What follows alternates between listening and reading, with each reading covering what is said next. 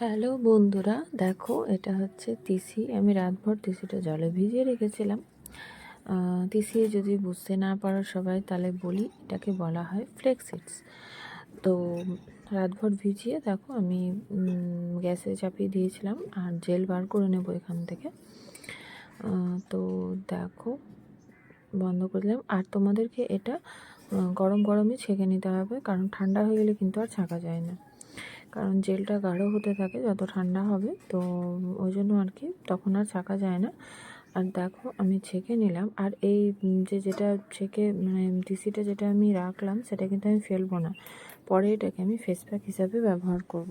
তো চলো বলি তোমাদেরকে, এটা কিন্তু আমি বানাচ্ছি একটা কি বলবো, হেয়ার ট্রিটমেন্ট আর কি। তো এটা নিয়েছিলাম আমি তোমার 2 চামচ দই আর এগ হোয়াইট, একটা ডিমের সাদা অংশটা নিয়ে নিয়েছিলাম, আর দিয়ে দিয়েছিলাম 4-5 চামচের মতন নারকেল তেল।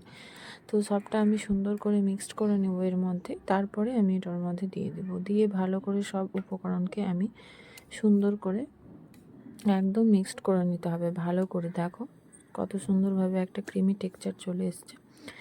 তো এইবারে দেখো আমার এইটা লাগালে চুলটা যে হয় গায়েস দারুণ। তো এবারে দেখো আমার চুলের অবস্থাটা খুব একটা খারাপ ছিল না, কারণ আমি এটা প্রায় ইউজ করে থাকি। আর তোমরা এটা লাগালে দেখবে একটু স্ট্রেট ভাব চলে আসবে চুলের মধ্যে ন্যাচারালি ভাবে। আর পুরো স্কাল্প থেকে নিয়ে পুরো চুলের লেন্থ অবধি তোমরা এটা অ্যাপ্লাই করবে। হ্যাঁ, একটু মানে একটু মানে খুব একটা গাঢ় হবে না জিনিসটা, তো একটু এদিক ওদিক পড়বে। তো তোমাদেরকে সাবধানে আর কি জিনিসটা লাগাতে হবে।